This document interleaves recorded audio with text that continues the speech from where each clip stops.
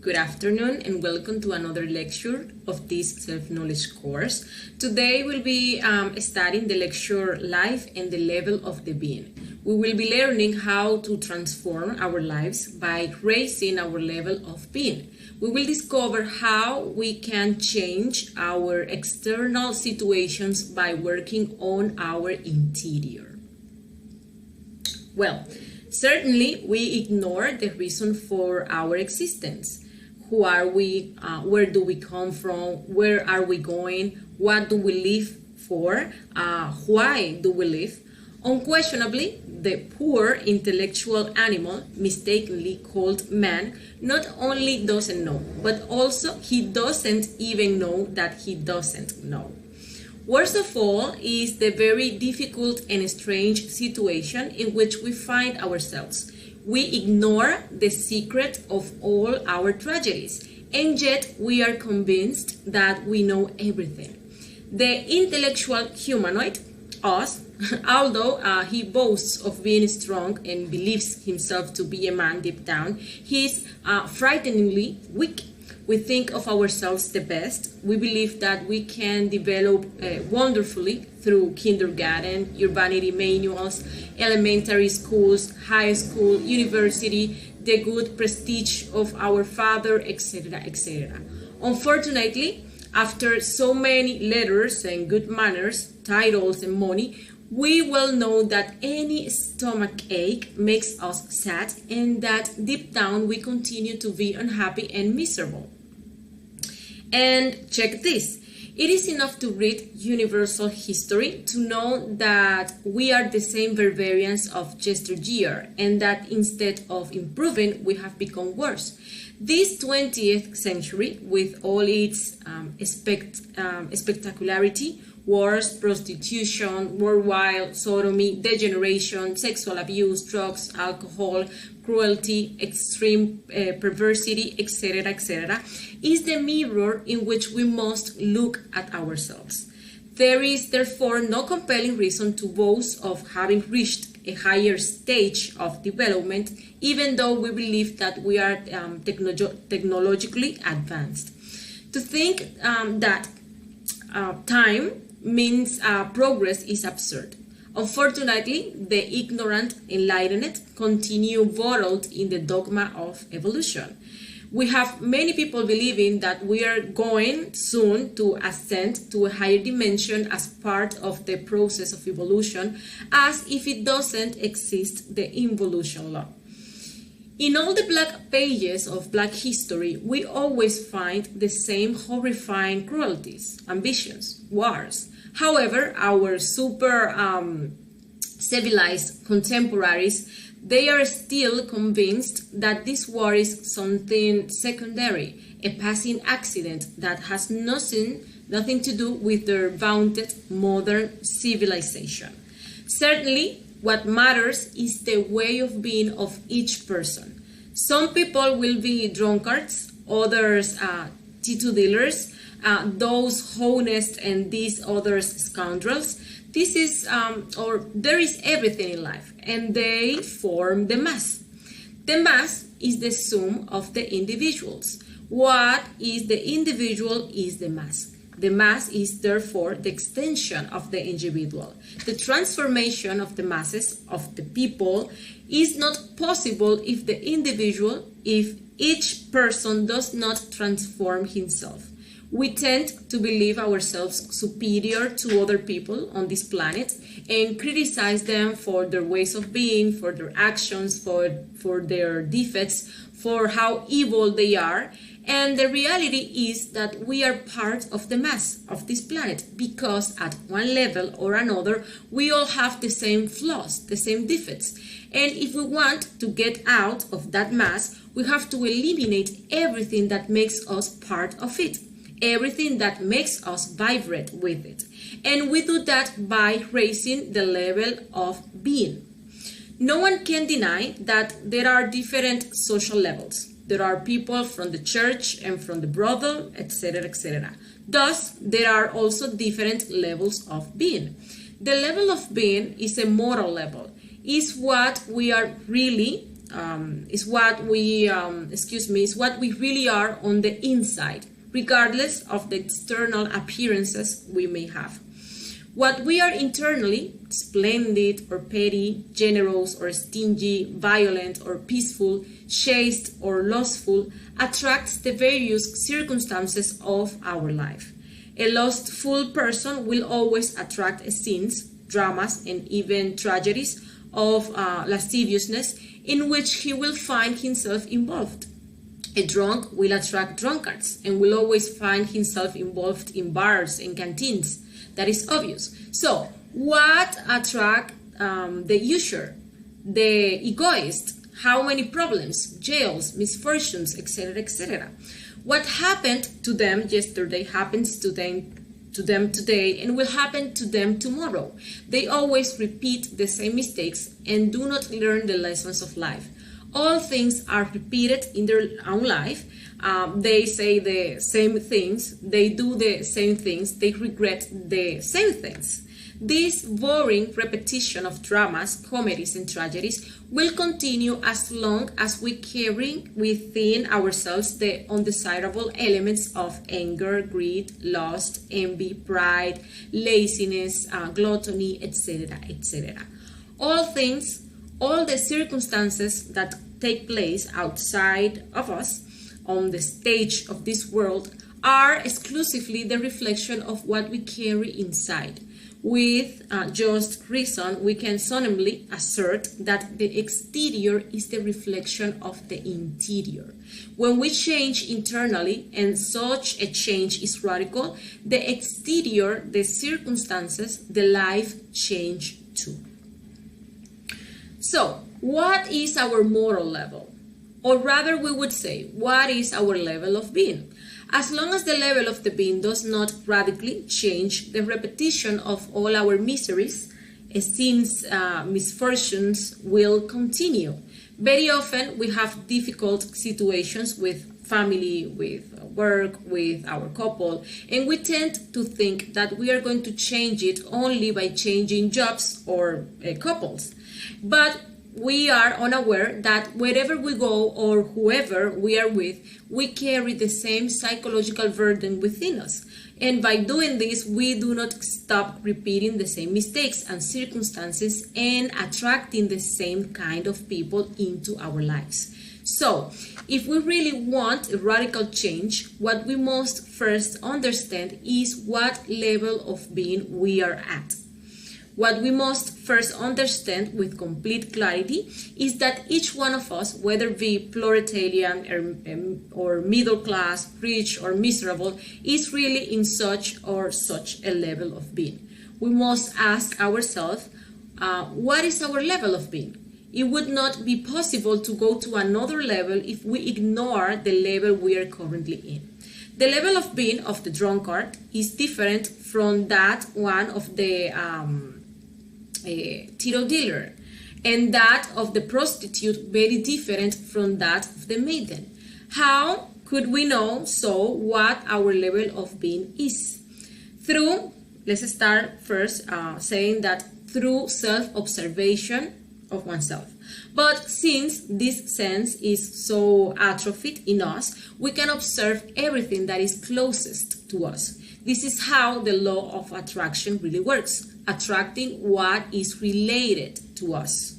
Let's see what is around us, in what circumstances we find ourselves, what kind of people surround us. We find ourselves in circumstances of poverty, constantly having conflicts. We surround ourselves with drunks and drug addicts, critics, hypocritical people, fights, etc., etc. That is our level of being. Look at your partner, your neighborhood, your neighbors, your friends, your family. What are their qualities, their defects or virtues? And you will find your level of being. This is not, of course, to criticize others, just to acknowledge the level you are currently in order to raise it. Once our level of being has been discovered, we must eliminate all the defects that manifest at that level. That is the only way to move to another higher level. Another level that will, of course, bring its own problems and conflicts and certain people, and that we will have to overcome in the same way. For example, if I find my closest neighbor to be very gossip, I need to work on that defect within myself, even though I am in the passive pole of that defect, which is the one that hates and criticizes the gossips. It doesn't matter. It's the same defect, but different polarities. If I find my partner, my couple, to be very lazy, I need to work laziness within myself. If my boss is a tyrant, I have to work that defect on me. If I am in a situation of misery, I have to work my greedy and wasteful defects, and so on. If I am always in situations of conflicts, I have to work my defects of anger, and so on.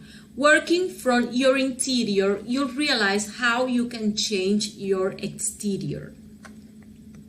We have to long for real change, to get out of this boring routine of this life, merely mechanistic, tiresome, since sometimes we are attached to our current level of being.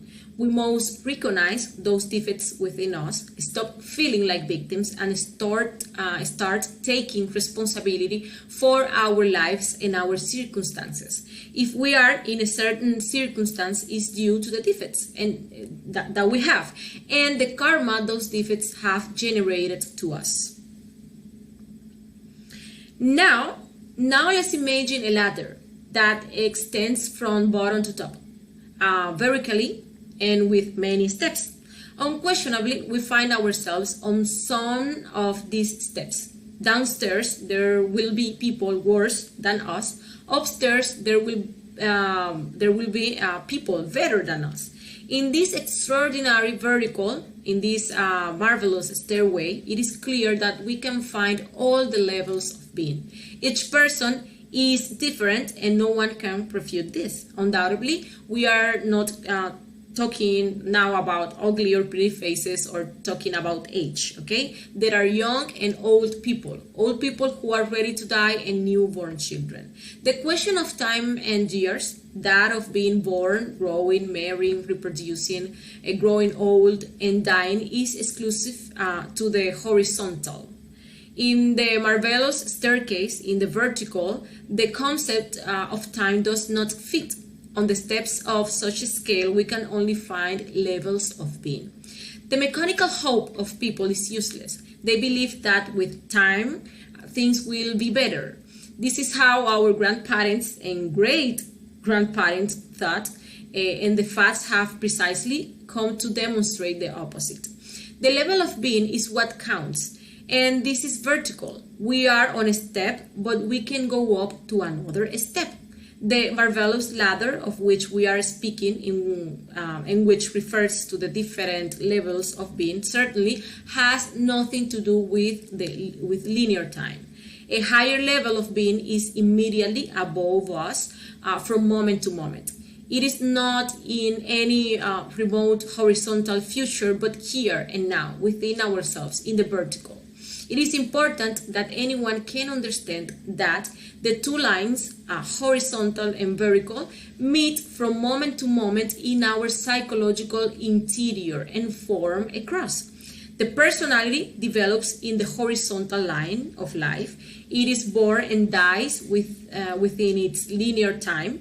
It is perishable. There is no tomorrow for the personality of the dead.